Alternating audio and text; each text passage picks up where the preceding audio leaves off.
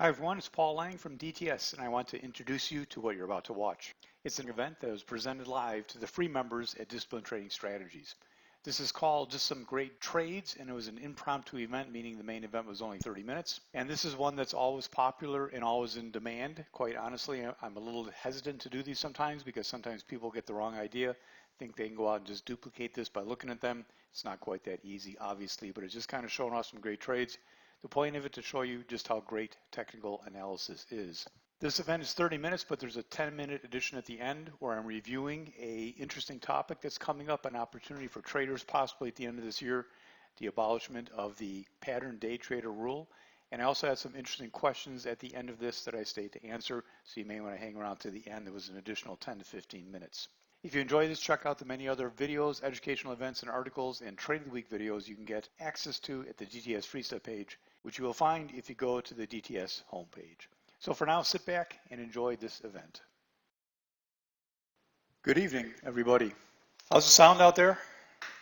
It is Thursday, October 2nd, 5 o'clock. Good sound. Hi, everyone. All right, welcome to tonight. I'm going to get right to it because they're supposed to be done in 30 minutes. I'm going to put it this way. I'm going to be done with the presentation in 30 minutes. I have a second topic I want to talk about that I may not get in the 30 minutes. I do like to keep this tight as I promise, but a lot of things to go over, so I'm going to get right to it. This is a very simple presentation, just some great trades. I don't do this one very often. I know it's a very popular one. I get requests for this all the time. Part of the reason is because I feel a little, what's the right word? I feel a little uneasy sometimes in that it's kind of like, don't take this the wrong way because some of you are good traders and everything, but if you're new, it's kind of like giving guns to kindergartners.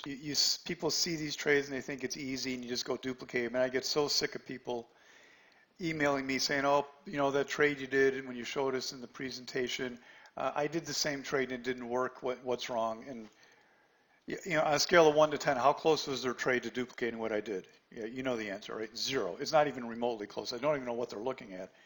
And, you know, it's kind of that little bit of a fear I have. I fear I can do a disservice sometimes by putting a lot of free stuff out there to the people who just think, oh, you know, just reverse engineer it, or here's the final result. All I have to do is do this. It's obviously not that easy, and most of you know that already. So I do these once in a while. I don't feature them a whole lot. It's a fun time. It's easy for me to prepare them, not a whole lot to talk about, just go over some trades. So we're going to go through them here. As we go through these, here's some things you're going to think about. Every trade I want to just kind of quickly allude to. I'm just speaking English tonight, not in technical analysis terms. Every one of the trades I just want you to think about kind of what the picture of power is. In other words, there's a reason the trade is on my screen. It's not just some meandering stock in the middle of nowhere. There's a reason that I think it should have a movement. These are all day trades, by the way. And there's different pictures of power, of course, that could make it, but there's always some reason, some catalyst I think the stock is going to move. It's always on the chart, on some chart. Then there's an area of focus. Just because it's moving doesn't mean you can make money. Just because it means it's powerful doesn't mean you can make money. If you get the strongest stock in America and you get in at the high of the day and you go long, you lose money. So you have to have an area of focus. Entry is everything to me. I'd rather have a great entry on a so-so setup than a so-so entry on a great setup. Take that any day. It's the only way to trade. Anyone else is wrong if you think differently. You have to have a variety, because when you have a variety, it allows you to demand what the stock does and make it come to you. You'll see that in several examples. You may be wondering on some of these, Paul, you waited for it to come to there. How did you know it was going to do that? Well, I often don't know it's going to do that. I just require it to do that. And if it doesn't do it, I won't be trading it. And that's why I look at several things. You're seeing, of course, the trades that I took. For every trade that I took, there's 4 or 5 hot list things that didn't meet my requirements. Does that make sense, everyone? This is the thought process. This is not a training program tonight. A lot goes into understanding the odds of every trade. This was kind of a weird thing. I never did this before, but it just so happened that I did a PARD last night, which is a practical application review day for the seminar students.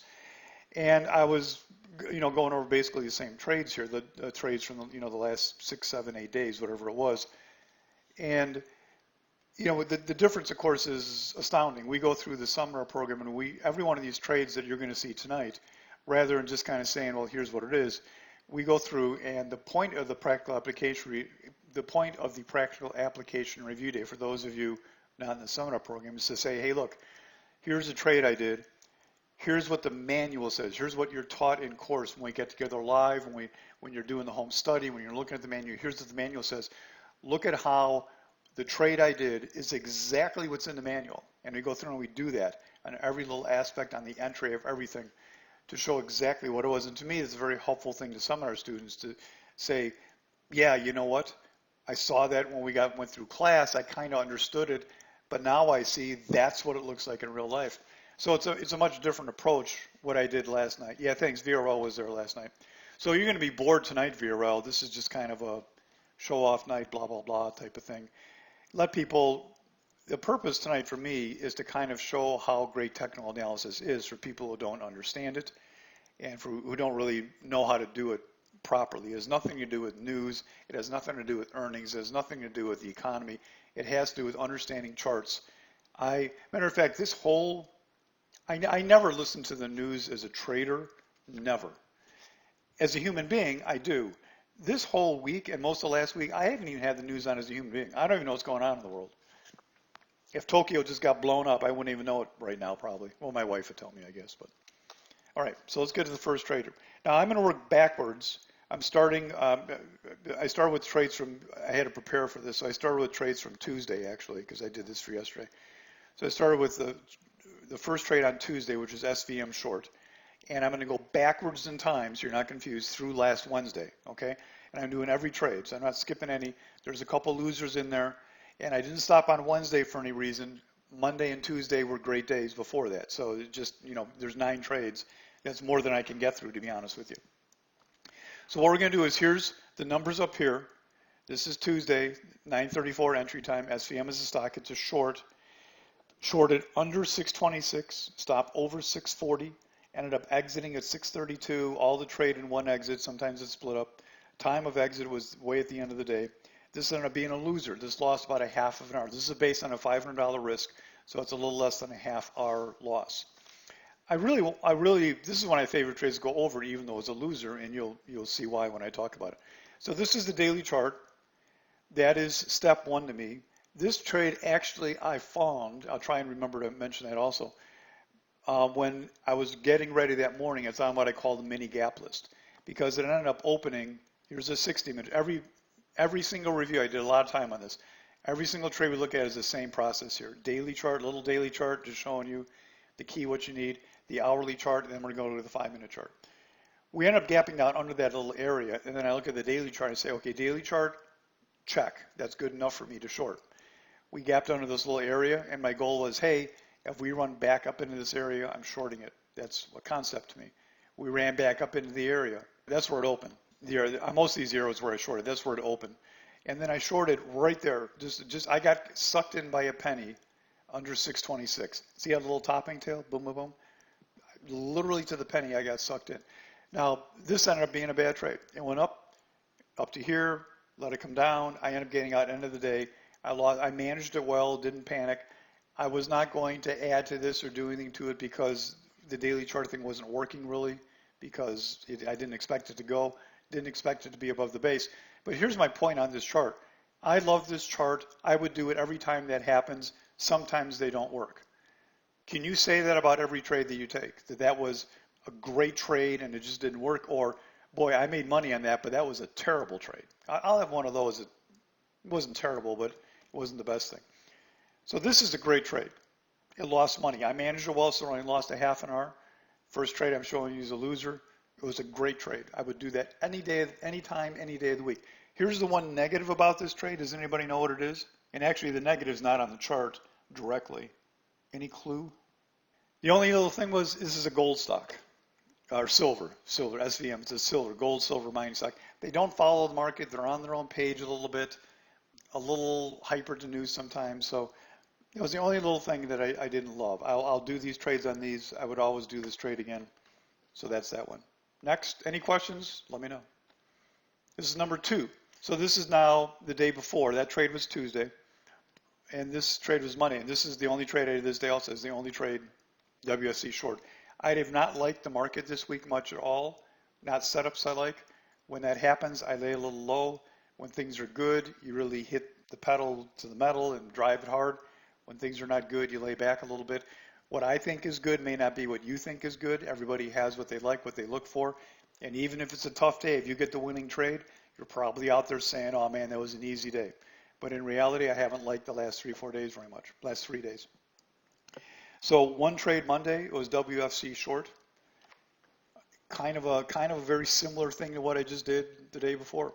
Well, the day after. Remember, we're going backwards in time, so I'm going back to Monday. So this is the daily chart. That's all I need to see for that. Similar thing here. That little topping tail on the daily, the lower high, that's this hourly round off here, equal to the prior day's high. And again, that setup is not great necessarily, but again, we're going to gap down to here.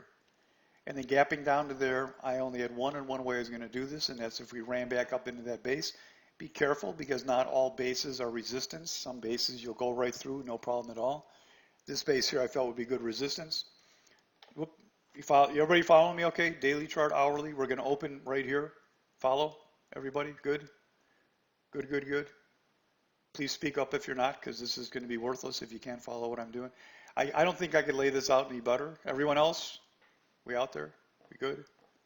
Yes, yes, yes.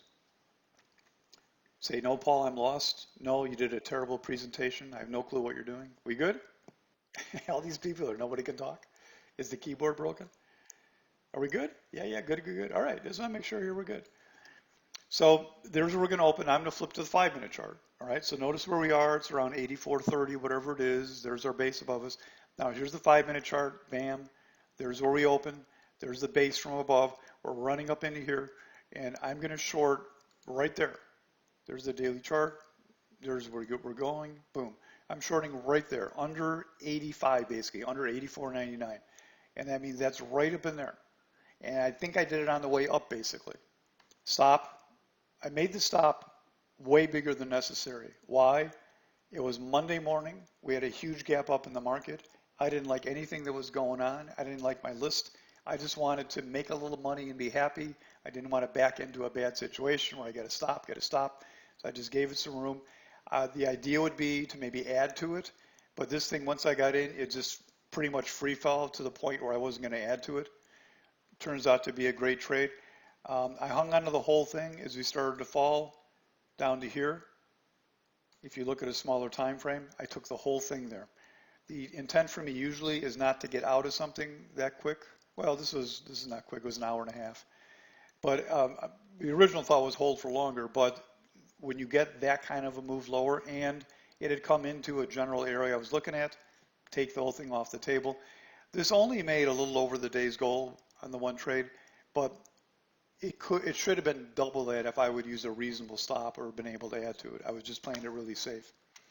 This again is a super favorite setup of mine. Everybody has their favorites. There's several things that I do. I kind of look for these every day. You don't find them every day. Any questions? So that's WFC and that's Monday. It was the only trade I did. Monday was done, and after I kind of packed it up early too. So now we're going to go back to the prior Friday. Prior Friday, I only did one trade, partly because it's a Friday. Why else? That was it pretty much. It was a pretty good week. It was a good week, and I didn't want to sit there goofing up on Friday.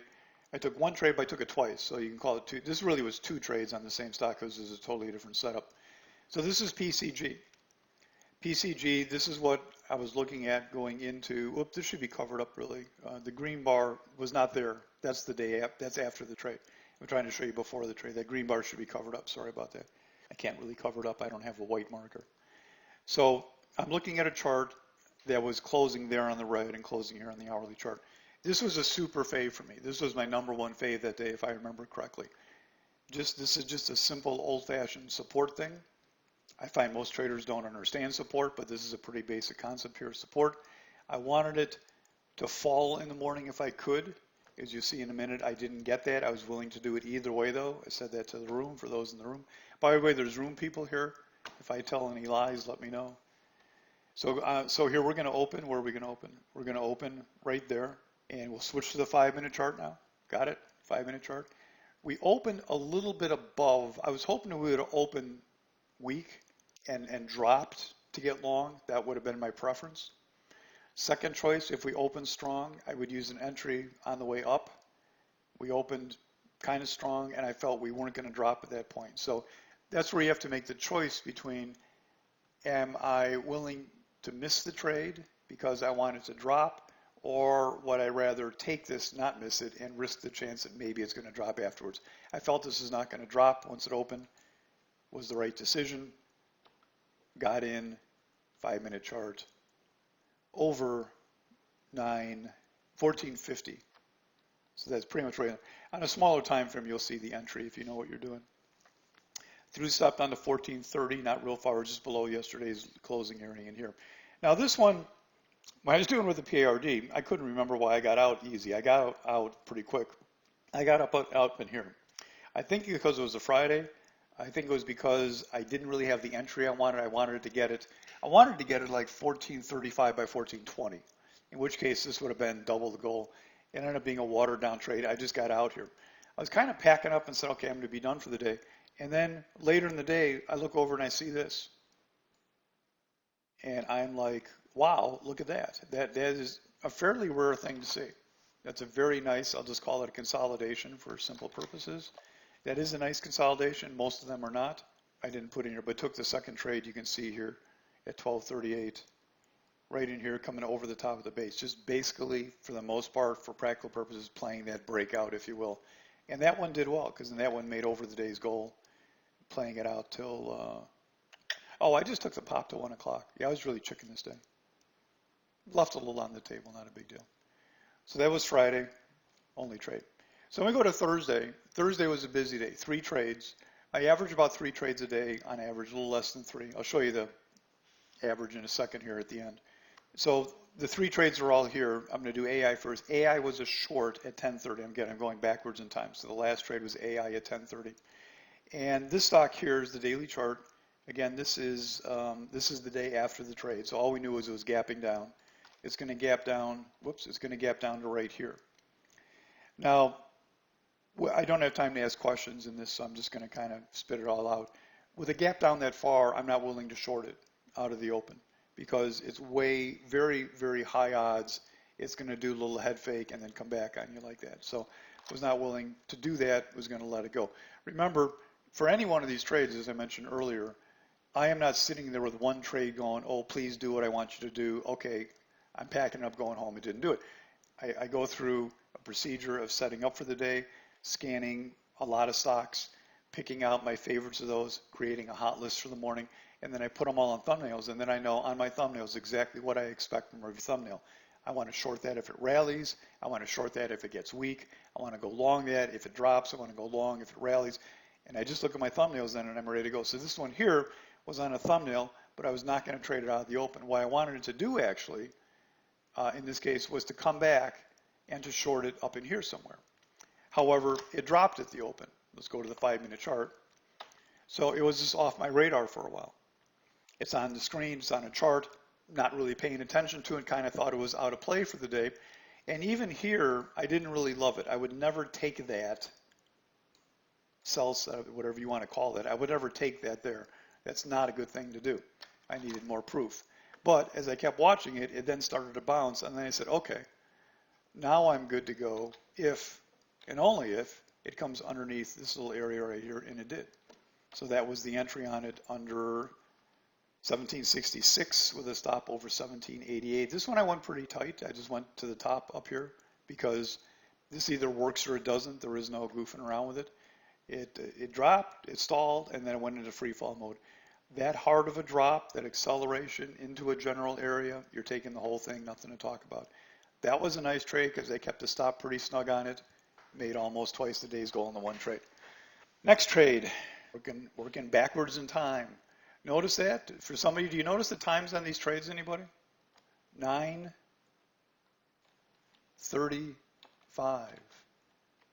9:35, 10 o'clock, 10:30. Amazing, isn't it? Some of you may not know what that means, but it's just absolutely amazing. Next trade, TQQQ short. Now the TQQQ is the ETF for the triple leverage QQQ. It's a market. Now in the room, I always call this with a TQQQ. However, I typically use the futures for it. You can actually use single day or next day expiration puts. You can use the TQQQ. You can use the SQQQ. You can do whatever you want. There are a lot of different ways to play the market. I always express it here in the TQQQ. So TQQQ, there we go. TQQ long, again, this is after the day of the trade. Sorry, I'm inconsistent about that. We were gapping down that day, and just back of the head thought was, okay, if we kind of fall hard in the morning and we come into this general area through here, that should be a long. Again, it wasn't the top focus, it wasn't my only thing, but hey, if we drop hard, take a look at the market long. Hourly chart, we ended up opening, we did drop. We're gonna open. Where are we opening? We're opening way down there. That's that gap down you see on the daily chart. The gap down to there. Switch to the 5-minute chart. You can see we're opening right around 98 or something, right? There's the open. I'm sorry, we open around 99.50. There's the open, and we puke. That's a puke. 20 minutes, bounce, retest the low. To me, this is just kind of a gotta do. Great entry on a pretty good setup. We could have gone a little lower, wasn't sure. Jumped in. Again, this is a market trade. You're going to hear me talk later about, hey, futures. I like futures once in a while, but you don't often get this set up in the market. That's correct, Mark. But if you want to go long, you can also short the SQQQ. If you're doing like a long-term trade, it's better to short the SQQQ because of the time decay. That's why I mentioned that sometimes. Day trading, it doesn't matter. Because the leverage ETFs lose value. So if you're losing value, you want to be short, not long. Not long if you go longer term with it. But yeah, the point is you can do it any way you want to. There's futures, micro futures. Amazingly, I hadn't looked at it in a while, but the same day, or they have multiple day expiration puts, 1 day, 2 day, 3 days out. They trade with 1 penny spreads, the puts and calls. So it's amazing. Yeah. So TQQQ entry over 98.20, stop under 97.50. Again, not a super tight stop. I want to give it a little wiggle room. Didn't need the wiggle room. Could have gone a lot tighter. And this is just simple. I wasn't terribly bullish on the market. I just felt we'd get a good bounce. Took out pretty quickly. Didn't mess around with this one. That second time is wrong, by the way. They weren't the same time. But it took some out right around 99 as we hit the high of the day, and took the rest out up in here somewhere. Really not bad because we didn't go much higher. So they were pretty good exits. I didn't think we'd be coming back that strong. We ended up falling hard. Turned out to be a very, very good exit. And then the first trade of the day, remember I'm working backwards in time. First trading day was run right out of the open. This was a super fave for me too. See that, like on this Thursday, I just had favorites all over the place. I couldn't keep up with it. Days like, the last couple days, I'm looking for anything. Somebody please show me something. Wednesday, Thursday, most of last week, it was just stuff all over the place. So run long, basically right out of the open. Again, here's the setup going into the day. Now this is how it looked. This daily chart is correct. This is before the day of the trade. This is the hourly chart going into the day of the trade. Again, we're not quite sitting on the support level here. I would like it to come down a little bit more if I could this morning, but we also had a nice little puke into the close that day. Willing to do it either way. We're going to open right there. So we did get a little move lower. There we go. However, it did not move any lower from the open. The little gap down was all that it had. It started to move higher. So I had to chase this entry a little bit, an entry on strength rather than on weakness. And got in over 1602. Thought it was 1602 got in. Threw the stop down to 15, under 1577, basically just the low of the day. And it just flew, thank you very much. Took the whole thing on the rally in here, wherever it was.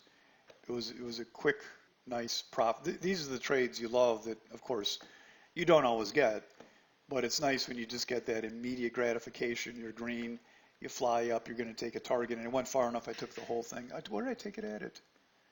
Yeah, obviously in this one, holding in today would have been better because it went all the way to 1690. But if you get 1667, right, in 45 minutes in the high, that's a good exit, to sit there all day for a little bit more, sure. But I got the meat of that. Yeah, because actually I did really well because I got out on that big bar. That's the reason to exit, by the way, right? You all know that, correct? Up, igniting higher, bam, bam, bam, bam, bam, biggest bar on the chart, you're out. Right, yeah, that's just it, Mark, because you never know. Once it comes back, it could give everything back. So you can't always get the high, you can't always get the low. You have to get, the meat of it the best that you can. Target-wise, entries, you should always get the high, always get the low. Target-wise, targets are tough. Entries are easy, targets are tough. So that was run. So now we're going to go back another day in time. And this is the last day, right? Wednesday the 24th. Checking my notes. Oh, I did want to, this is going to be hard for you to answer. I did want to ask one thing back on the Friday trade, PCG. Anybody notice anything about PCG? Yeah, you'll never get this question because I don't know how to ask it properly.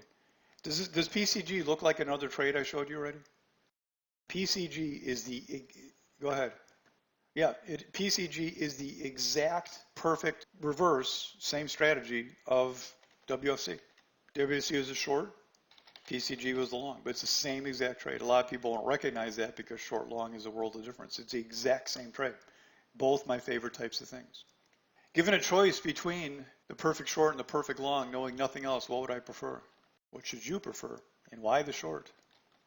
Typically, things drop faster than they rally. Over time, that's 100% true. Probably at I'd almost say a 3-to-1 ratio most of the time. All right, so we're back now to the Wednesday the 24th. And this is going to be Merck short.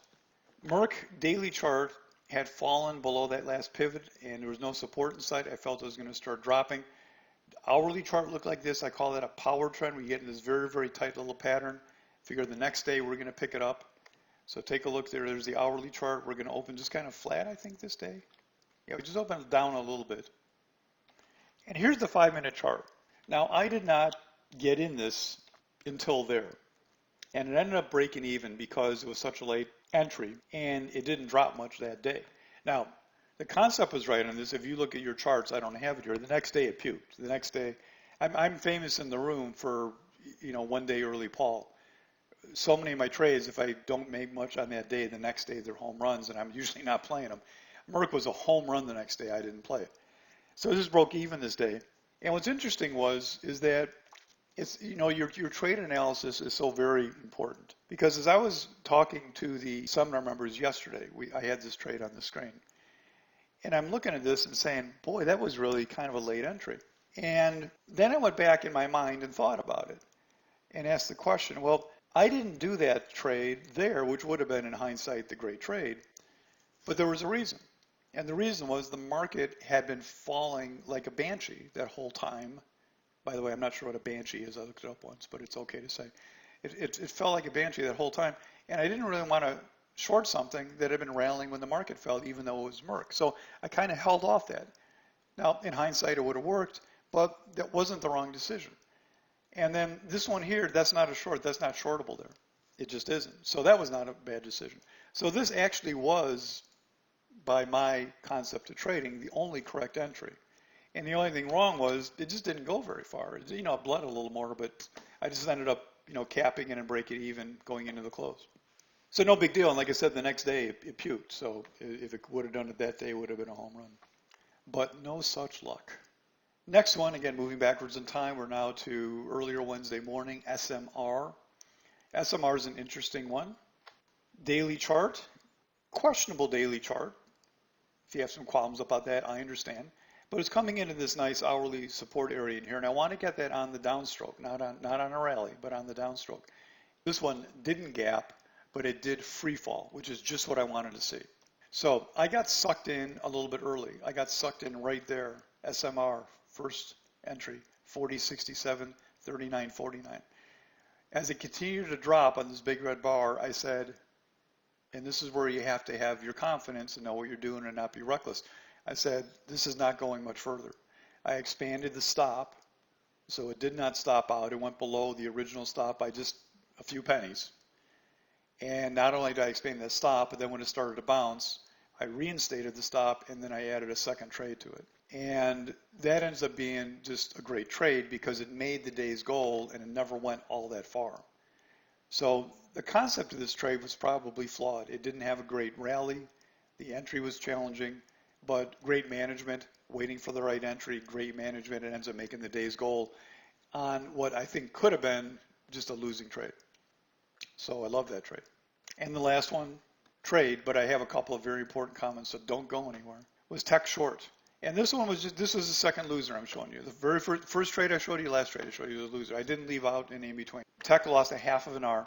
And this is just simply shorting a gap up that was kind of what I call an either way gap. And I just got in here and I actually have no remembrance what I did whatsoever. And I did not do this one with seminar there. And so I shorted, I shorted this rally. the opening rally, the opening 4 or 5 minutes, and shorted under 40.30. So, oh, I got sucked in right in here. I threw my stop up to 40.86. And then when it started to come back, I lowered my stop to 40.53, which is right there. See that topping tail there? I lowered my stop to there right away because I felt it should have just dropped from that opening 5-minute pop. So that was a good decision. It's not always the right decision. That was the right decision in that case.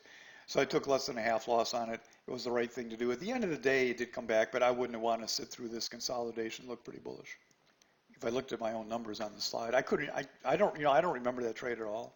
If you told me if I didn't see it in my records, I would not even believe I did that.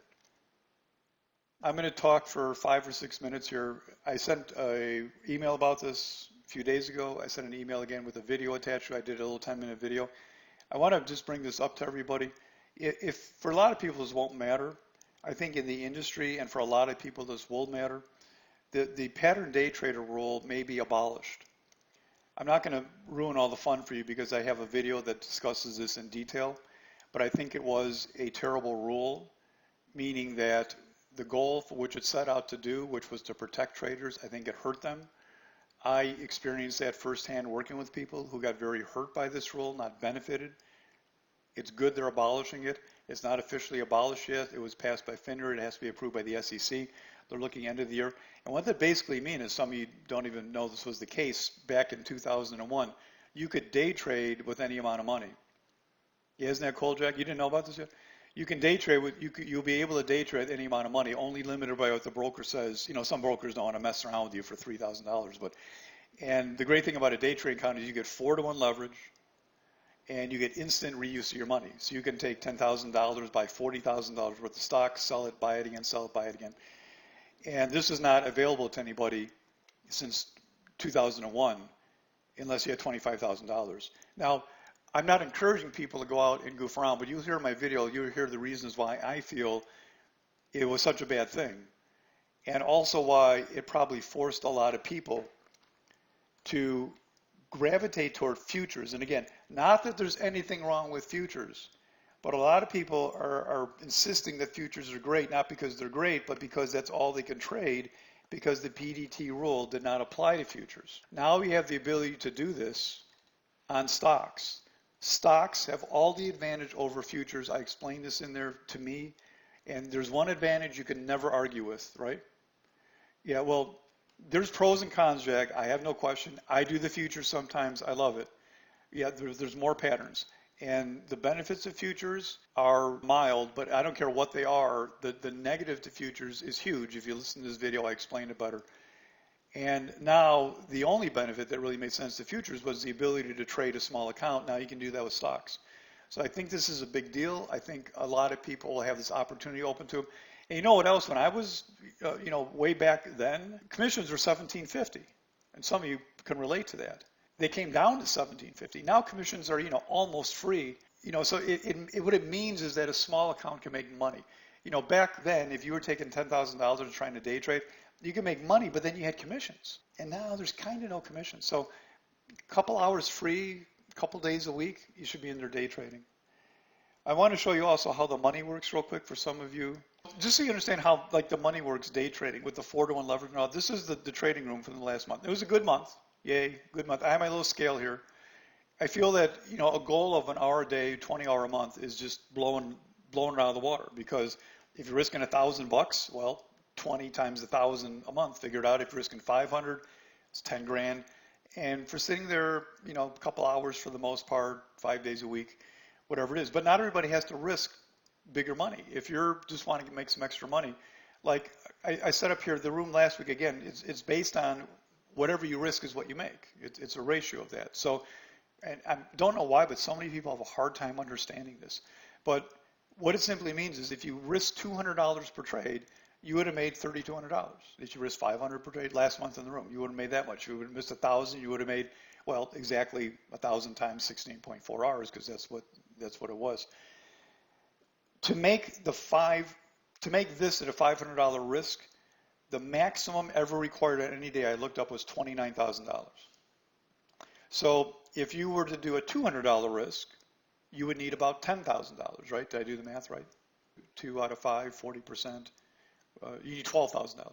So if you had a $12,000 account, once the day trader rule is abolished, you could do a $200 risk, participate in all the trades, and then do that. So smaller accounts can start making money. And guess what? There's like, depending on how you're set up, there's no commissions on that. 20 trading days. I average just under 3 trades per day. I'm very conservative. It was actually under 3. Usually I'm a little over 3. Made more money on longs than shorts last month. And this is a real number. This is not a made up number. 87.7% of the trades are done before 11:30.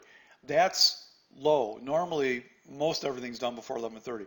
That's due to the market rate lately, right? Those of you in the room, couple, 3 days a week, I'm saying, hey, got to come back at lunch. This is a made up number, 95%. But if it's not 95, it's 100. I discuss everything, talk about everything, et cetera, et cetera, et cetera. So you'll be hearing, more about this. I think day trading has been on a little bit of a slump because of the day trader rule, and because, talking about it, there's a negative bias to it, because people usually don't make money day trading because they don't know what they are doing. That's it. Do we have anything else? Day trader rule? Boom, boom, boom. Okay. That's it. You'll be getting some more emails probably about day trading, the day trader room with this coming on. Hopefully this gets passed by the end of the year. Any questions, any comments you want to go over? What do they have to gain? Well, who's they? Who's they? That's the big question. I'll sit here and talk a while if you want. Yeah, I don't know. Okay. I'll sit here, I'm done, but I'll sit here and ramble for a couple minutes about the day trader because I got a lot of thoughts on that. First of all, Vero, the people that pass this, I don't think they have any financial care directly. Naturally, the brokers would like to have it abolished because guess what? FINRA and the SEC, they're not the brokers' friends. So they're not there to help the brokers by any means that I'm aware of. So I think it was just a huge mistake, Mark. I mean, the question is, it was an experiment that never worked and it should have been abolished in a year. You can listen to the video, but here's what happens. Here's what happened to people. If you're day trading, you have a small account and you want to day trade. And back then you could day trade. And maybe, by the end of the year you can day trade. You come up there with $5,000, right? You know what you are? You're very, very cautious of it, right? You're risking a small amount. And if you lose a couple thousand, the broker is going to make you replace it, right? You can't get the account too low. And then you know what happens, right? Mark, you with me on this? Every time you have to replace it, you have to do like a little mental pause button, right? You have to do a little reset, right? Anytime you put money in an account, you got to go, I don't like this, right? And you do a little pause. And maybe someone in your family says, hey, what are you doing, right? And you get, so it's hard. My point is it's hard to lose a lot of money when you got a $5,000 account and you got to, I got to put some money in. A statistic for you that I got from a broker I'm close with is that 95, and it's 94, 93, 95, I don't know the exact number, percent of the futures accounts that are under $6,000 never make money. They're just there getting replenished with money all the time. So these are the people trying to make money. Trading futures is harder than trading stocks. I'm sorry, it just simply is. I mean, why would I say that? I love trading futures. When you saw a trade I did with the futures, that was a futures trade. Market set up right, it was perfect. But guess what? Most days you make me trade the market, I'm just going to be sitting here like a bumbling idiot going, I don't know what to do. When you are forced by the regulators to have $25,000, people who really wanted to day trade, guess what they did? Somebody tell me. Maybe you did it back then if you've been around a long time. If you're day trading and you really, maybe you just started, you think you're going to make money, and they tell you got to have 25,000, what do people do? People that didn't have a lot of money.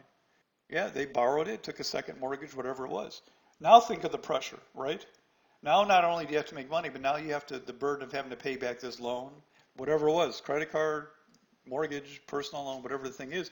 But now you have to pay this money back on top of make money, on top of I've got this debt sitting on me, on top of our other family members looking at me, what's going on.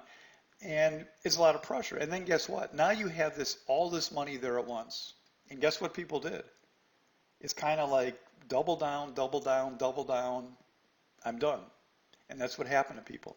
To me, worst, most harmful rule ever initiated. If you have personal experience you want to share with me, please do. I'll keep it private. Just like some confirmation or denial if you were involved in anything in the past. Talked to a lot of people, worked with a lot of people. This is a disaster rule. So to open the door now to people who maybe can do it more sensibly and without commissions out there like we had back then, I think it's going to be a good thing for a lot of people. Questions, comments? I'm in no hurry to go anywhere. Well, that's why I say in the video. I said three things happen. Either you borrowed money to keep trading, or you just quit, or you went to futures. That's the three things you did. You went to futures, you probably didn't make money, right? Is figuring out what the cues will do for the day more difficult to figure out on stock? Well, no, not as a bias VRL to me. I mean, obviously, I do the market as an analysis every day as if I was going to trade it, but it's not as precise to me. And again, I explained this in the video. If you listen to it, I explained it in the video that to the extent that futures are leveraged, great, but you lose the power of that leverage because of the imprecision of the market itself. The market is not as precise. So, yeah, I think it's harder to trade the market. Like every day, I mean, how many days in the market, oh, you're not in the room, how many days in the market do I say, all right, we're going to come down to this level? And we do, and that's the low. But actually trading it from that level may not have been that easy because you may have bounced once, come back to retest it, or you may have bounced so quick you didn't get it. So I just don't think it's as easy on most days. Now, some days it's crystal clear, like the day I did the market trade I just showed you. I thought it was the thing to do. That was the best trade out there. But on most trades, we have so many neat little stocks to set up with these great little entries that I'm just using the market as a bias for the most part. The market is nice to have that backdrop. And on an average day, Vero, where you're just kind of bopping around in the market, it doesn't affect as many stocks. When it affects the stocks is when you get a serious move.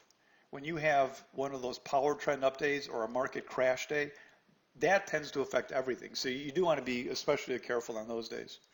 Yeah, right. That's what I meant, Mark. I mean, I've had days, and I get to see it from a different perspective. Well, you guys can too, but I mean, anybody who's with the market every day. I've had many days where the market is gapping up. Say the Qs are gapping up $2-3, which is a small to medium-sized gap. In my gap list, I have 3 times as many stocks gapping down than gapping up. That never used to be the case, right? How can you have triple the stocks gapping down on a day when the market's gapping up? So these are the things you just adjust to as a trader. You just acknowledge, you see these things, you go, okay, you know what? Normally I wouldn't like this trade because the market timing's not right, but you know what? Last 3 times I passed this trade because of market timing, it worked anyhow. I'm just going to do it. That's what traders do. They look at, they adjust. Everything's right in front of you, right? Everything's there. It's right in front of you. You just got to look at it, notice, correct, advance, right? All right. Any more questions? I don't think so. I think we're done. If you're in the room, we'll see you tomorrow for Fabulous Friday. Nothing going on this weekend. Thanks, guys. Have a good night.